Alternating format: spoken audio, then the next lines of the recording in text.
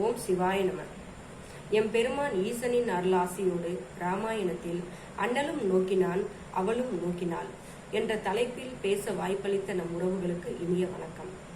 மிதிலையில் ஜனகனின் அரண்மனையை நோக்கி விஸ்வாமித்திர முனிவருடன் லக்ஷ்மணன் பின் தொடர சென்று கொண்டிருந்த ராமன் கன்னி மாடத்தேன் நின்றிருந்த சீதையை கண்டான். அவளும் ராமனை கண்டாள். இருவரும் ஒருவர் மீதொருவர் காதல் கொண்டனர் என்பதை கம்பர் எண்ணறு நலத்தினால் இணையல் நின்றுளி கண்ணொடும் கண்ணை கவ்வி ஒன்றை ஒன்று உண்ணவும் நிலை பெறாது உணர்வும் ஒன்றிட அண்ணலும் நோக்கினாள் அவளும் நோக்கினாள் என்று கூறுகிறான். அதாவது சீதை ராமர் இருவரும் தம் கண் பார்வையால் காதல் கொண்டு ஒருவரது மனத்தில் மற்றொருவர் குடிகொண்டார் எனலாம். இங்கே ராமனுக்கு சீதையும் சீதைக்கு ராமனும் உயிராவார்கள் என்று பொருள்படும். ராமன் உருவெளி தோற்றம் சீதைக்கு புலப்பட கல்தூணை பார்த்தாலும் கண்ணன் போல் தோன்றிடுமா, அந்த மண் சுவரை பார்த்தாலும் மாயன் போல் திருந்திடுமா, திருவிளக்கை பார்த்தாலும் சீதைக்கு திருமால் போல் தோன்றிடுமா என்று ஒரு வில்லுப்பாட்டில் சீதையின் நிலைமை எடுத்துரைக்கின்றது.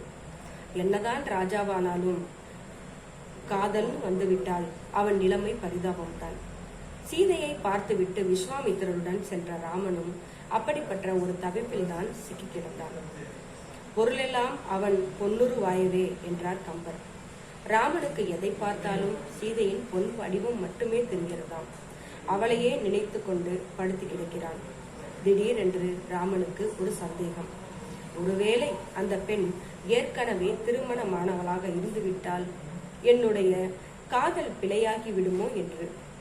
ஆனால் மறுகணம் அவனே தன்னை சமாதானப்படுத்திக் கொள்கிறான்.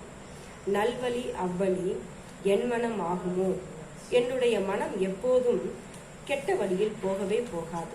ஆகவே இன்றைக்கு நான் இந்த பெண்ணை பார்த்து காதல் வயப்படுகிறேன் என்று அவள் எனக்கென பிறந்தவளாகத்தான் இருக்க வேண்டும். ராமன் இப்படி பலவிதமாக யோசித்துக் கொண்டிருக்கையில் பொழுது விடுகிறது. விஸ்வாமித்திரர் ராமன் ஜனகரிடம் அழைத்து சென்று அறிமுகப்படுத்துகிறார். சிவதனுசு கொண்டு வரப்படுகிறது. யாராலும் தூக்க முடியாத அந்த வில்லை ராமன் எடுத்து பூட்டி முறித்து விடுகிறான். அந்த ஓசை 3 உலகங்களிலிருந்து எல்லாருக்கும் கேட்டதாம்.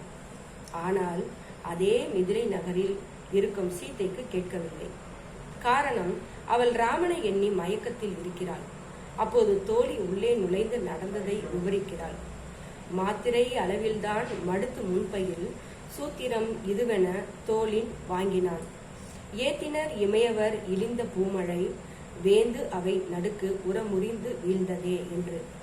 சீதைக்கு மகிழ்ச்சிக்கு காரணம், யாரோ ஒருவன் தம்பியோடும் முனிவரோடும் வந்தான் என்கிற வர்ணனை அவள் மனதில் உள்ள அந்த ஆணுக்கு பொருந்தி போகிறது. வெள்ளை முறித்தவன் அவன்தானா என்ற நிச்சயமாக தெரியவில்லை. ஆனாலும் அவனாகத்தான் இருக்க வேண்டும் என்று அவனுடைய உள்ளுணர்வுக்கு தோன்றுகிறது.